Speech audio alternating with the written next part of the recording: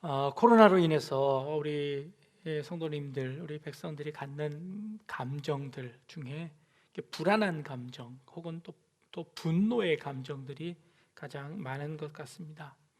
불안의 감정은요, 불안의 감정은 미래에 일어날 일들, 그러니까 확실히 정해지지 않은 일들로 인하여서 불안한 감정을 가집니다. 공포 영화를 보면 불안하지요. 왜 그럴까요? 언제 무서운 장면이 나올지 몰라서 조마조마해서 불안합니다. 공포 영화를 불안하지 않게 보는 방법이 있습니다. 두 번째 보면 덜 불안합니다.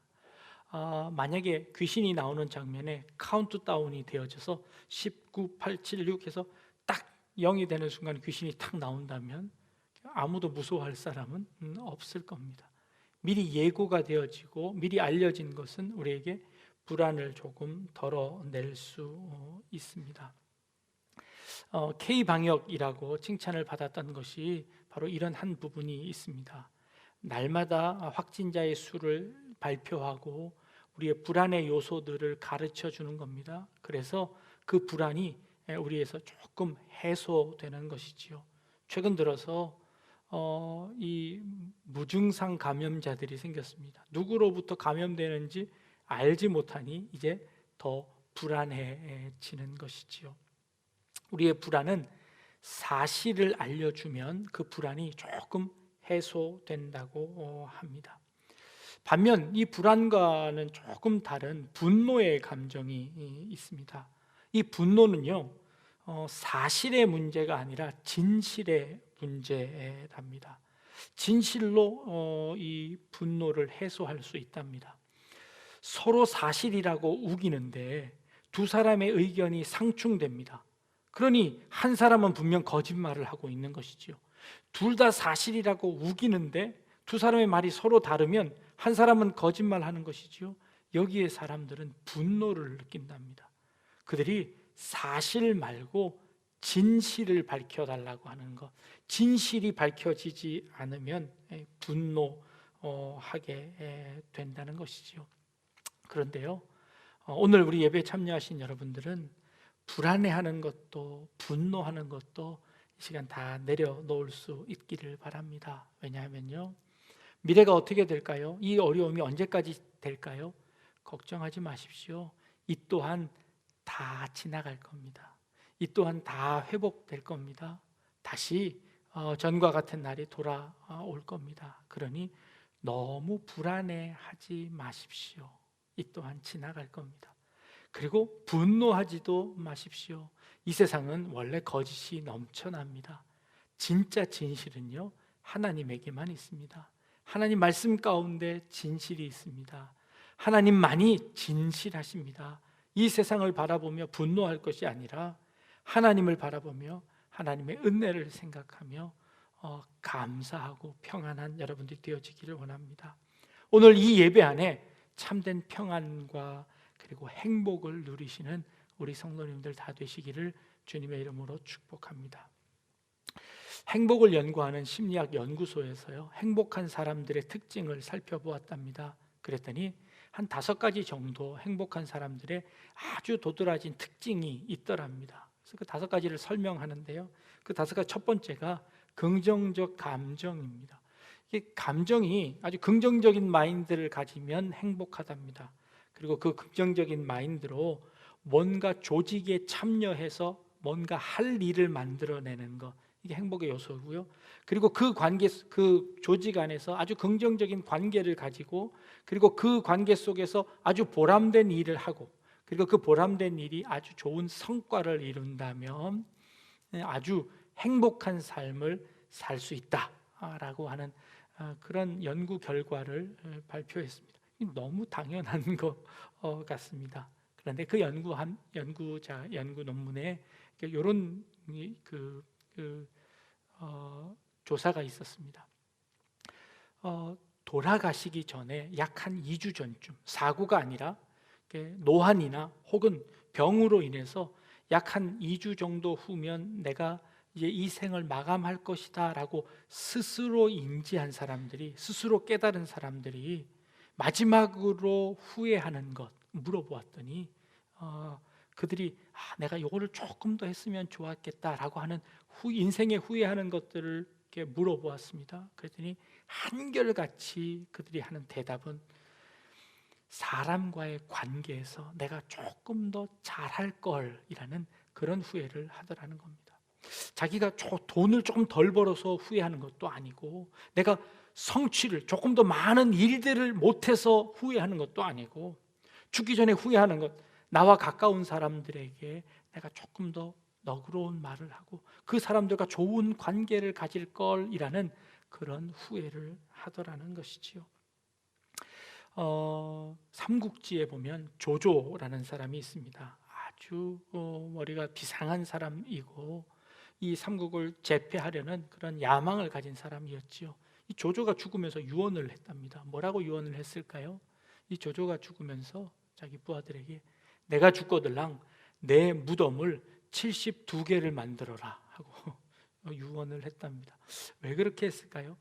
내가 죽어서 내 후대의 사람들이 내 업적을 폄훼하고 나를 비난할 때 혹시나 내 무덤을 파헤쳐서 내 무덤을 손상시킬까 봐 내 무덤을 70개나 만들면 어떤 게 진짜 무덤인지 알지 못할 테니까 그걸 위해서 내 무덤을 70개나 넘게 만들라는 그런 유언을 했다는 것이지요.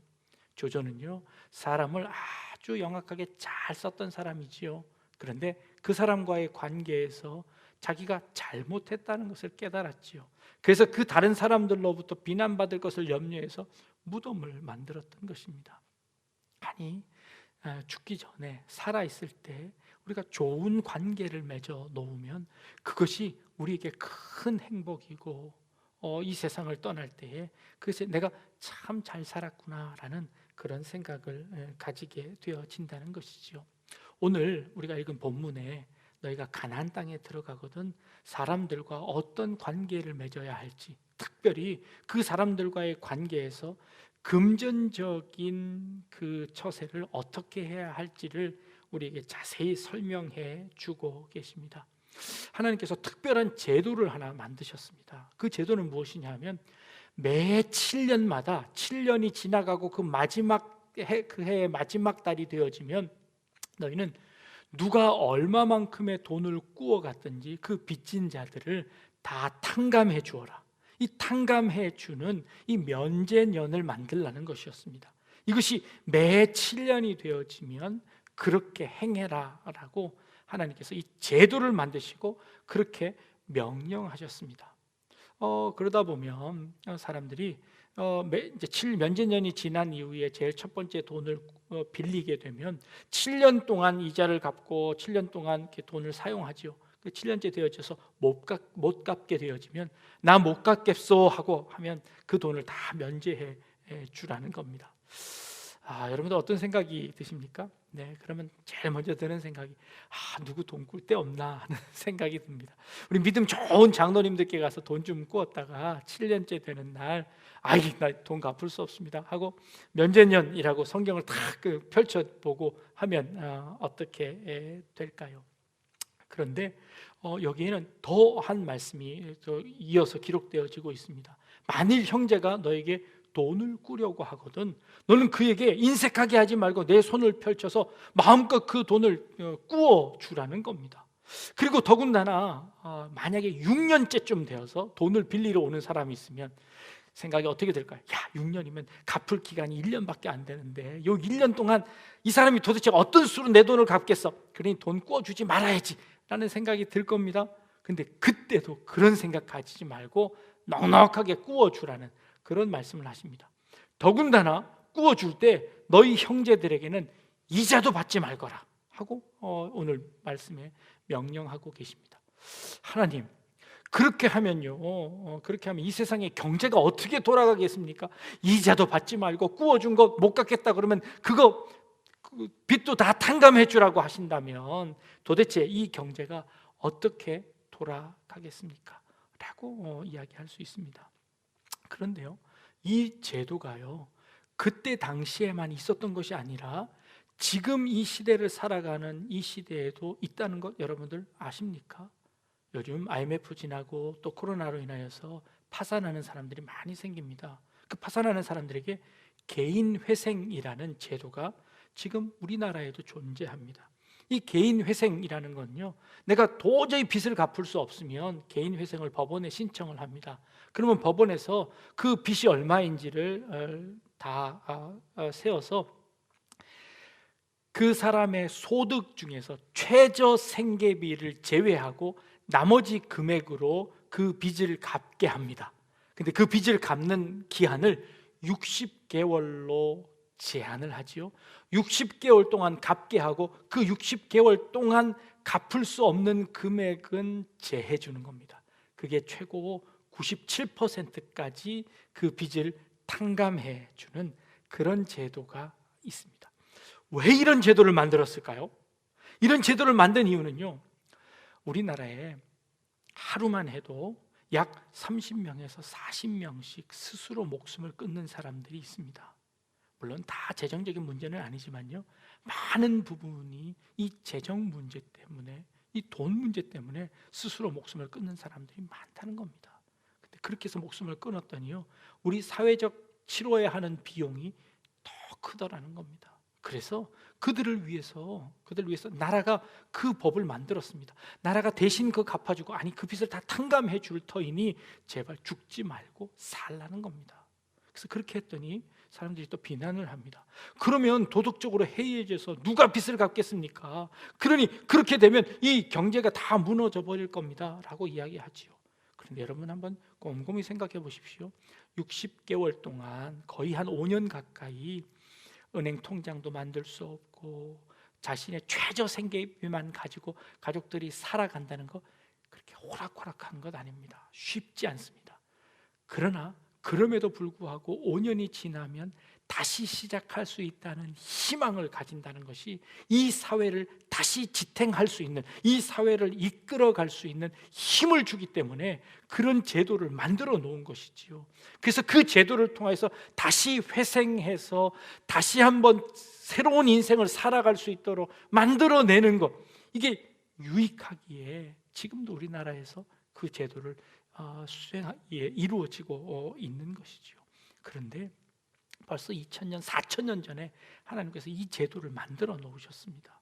너희가 7년이 되어지면 그 모든 그동안 갚지 못한 빚을 다 탕감해주고, 그리고 형제들에게 돈 빌려준 거 이자도 받지 말고, 대신 이방인들에게 빌려준 것 이자 받아도 되는데 네 형제들에게 빌려준 거, 우리 같은 민족끼리 빌려준 거 절대 이자 받지 말라고 하는 것이죠.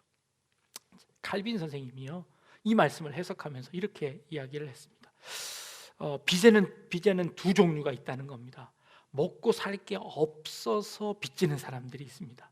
그런데 더 많은 수익을 얻기 위해서 빚지는 사람도 있습니다. 그렇다면 이 두 빚을 똑같은 것으로 취급해서는 안 된다는 것이지요. 그래서 칼빈 선생님이 이렇게 이야기합니다. 수익을 얻기 위해서, 사업을 하기 위해서, 더 많은 이익을 얻기 위해서 진 빚은 이자를 받아도 된다. 그러나 먹고 살 것이 없어서 한 사람들의 것은 내가 이자를 받지 말거라 라고 말하고 있습니다. 그리고 그들의 빚을 지면 7년이 지나면 그것을 다 탕감해 주거라 라고 하시는 말씀이지요. 그런데 그 말씀하시는 과정 속에서 하나님 이렇게 말씀하십니다. 가나안 땅에 들어가거든 하나님께서 너희를 축복하실 거다. 그리고 하나님 말씀대로 살면 그 가나안 땅 안에는 결코 가난한 사람들이 한 사람도 없을 것이다 라고 하나님께서 축복을 해주십니다. 그런데요, 가나안 땅에 들어가 보니까 가난한 사람들이 생기더라는 겁니다. 오늘 11절 말씀해 보면요, 또 반대로 이렇게까지 말씀하십니다. 땅에는 언제든지 가난한 자가 그치지 않을 것이다 라고 말씀하십니다. 아니 좀 전에는 가난한 사람이 하나도 없을 것이다 라고 말씀하셨다가 이번에는 땅에는 가난한 사람들이 끊어지지 않을 것이다 라고 말씀하십니다. 어느 것이 맞을까요? 하나님 말씀대로 순종하고 잘 지켜나가면요, 가난한 사람이 없을 수 있습니다. 그러나 인간은 그럴 수 없다는 것을 압니다. 실제 삶 가운데 그렇게 되지 않더라는 겁니다. 전 세계의 부를 가지고 있는 사람 중에 1등부터 1000명까지의 재산을 다 합친 것과 전 세계 인류의 50%가 가진 재산을 다 합친 것과 비교해 보면 1000명의 재산이 많을까요? 전 인류의 50%의 재산이 많을까요? 1000명의 재산이 갑절보다도 더 많답니다. 그러니 이 세상은요, 빈부의 격차가 엄청납니다. 아니, 우리 세계를 다 따져보지 말고 우리나라만 따져봐도 그렇습니다. IMF 때 빈부의 격차가 훨씬 더 커졌습니다. 코로나로 인해서 빈부의 격차가 훨씬 더 커졌습니다. 왜 그럴까요? 사회적인 구조적인 악이 분명히 있습니다. 그리고 또 하나, 개인적인 책임은 없을까요? 개인적 책임도 분명히 있습니다. 똑같은 돈을 주고 시작했는데도요, 한 달이 지나지 않아서 그 돈이 차이가 분명히 납니다. 똑같은, 심지어 교도소 안에서 치약을 똑같이 나누어 주었는데도요, 한 달이 지나면 어떤 사람은 2개, 3개 가지고 있고요, 어떤 사람은 손가락으로 치약도 없이 칫솔질을 하더랍니다. 똑같이 배급했는데도 달라진다는 것이요. 왜 그럴까요? 사람들은 성향이 있고요, 다 각기 다 다르다는 것이지요. 우리 약대중앙교회가 여러 성도님들이 함께 이 구제하는 일들에 우리가 참 열심히 여러분들이 동참해 주셨습니다. 그래서 구제를 하면요, 늘 구제 받는 사람들이 구제를 받습니다. 때로는요, 이런 생각이 듭니다. 저 사람들을 언제까지 도와줘야 할까라는 생각이 들기도 합니다. 그런데요, 가난한 사람들은 이 땅이 존재하는 한 가난한 사람들은 이 땅 가운데 있을 거랍니다. 그들이 가난한 이유는 사회적인 구조적인 이유도 있지만 개인적인 이유들, 여러 가지 이유들로 인하여서 이 땅에 가난한 사람들이 없을 수 없다는 것을 이야기하고 계십니다. 그러나 그런 사람들에 대해서 우리가 어떻게 관계해야 될지를 이 제도를 통해서 우리에게 말씀하고 있는 겁니다. 올해 우리 성탄 상자를 만들면서 성탄 여러분들이 함께 모일 수 없으니까 성탄 상자의 개수가 조금 줄었습니다. 그래서 제 마음속에 드는 마음이 조금 죄책감이 들었습니다. 우리가 더 어려운 시기에 더 많이 못할지언정 이렇게 더 적게 하게 되는구나 하는 좀 죄의식이 조금 들었습니다. 제가 이 말씀을 들으면서 우리가 한다고 해서 이 땅의 모든 가난들을 다 구제할 수 있을까요? 그럴 수 없습니다. 가난은 나라님도 구제하지 못한다라는 그런 우리 옛말이 있지요. 가난한 사람들 우리가 다 구제해 줄 수 없습니다. 또 다른 한편으로는요, 우리가 구제하는 것으로 그 사람들이 가난을 벗어났나요? 그럴 수도 없습니다. 그것은 우리의 능력 밖이라는 것입니다. 그렇다면 이 가난한 사람들에게 손을 펴서 구제하고 그들의 빚을 다 탕감해 주는 이 일들을 왜 하라고 하셨을까요? 이것은 사실 그 가난한 사람들보다 그 가나안 땅에 들어가 있는 우리들을 위한 율법이다, 우리들을 위한 그런 명령이다 라는 생각이 들었습니다.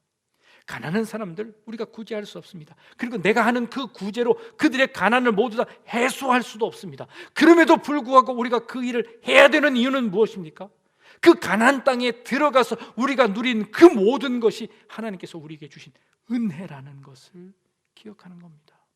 그리고 하나님께서 하나님이 하셔야 될, 하나님이 축복 주셔서 그들을 살피고 그들에게 은혜 주시는 그 일들을 우리를 통하여서 하나님이 그 일을 행하시겠다라고 하시는 그 일에 우리가 동참할 수 있는 것이라는 것이죠. 예수님께서 이런 말씀을 하셨습니다. 주는 것이 받는 것보다 훨씬 더 복되다고 말씀하셨습니다. 하나님께서 우리에게 복을 누릴 수 있게 해 주시기 위해서 그 일들을 감당하라고 하셨다는 겁니다. 코로나로 인해서 불면증에 시달리는 분들이 많답니다. 이게 불면증에 시달리는 분들이 이렇게 왜 불면증에 시달릴까요? 그랬더니 이렇게 외로워서, 사람도 만나지 못하고 막 그러니까 너무 외로워서 이렇게 잠을 못 주무신답니다. 근데 심리학자들이 실험을 했습니다. 외로워서 잠을 못 자는 걸까요? 아니면 잠을 못 자기 때문에 외로워지는 걸까요? 이게 실험을 해봤답니다. 그랬더니요, 이 실험 결과가 참 재밌는 게, 사람들이요, 잠을 못 자면 훨씬 더 외로움을 많이 느낀답니다.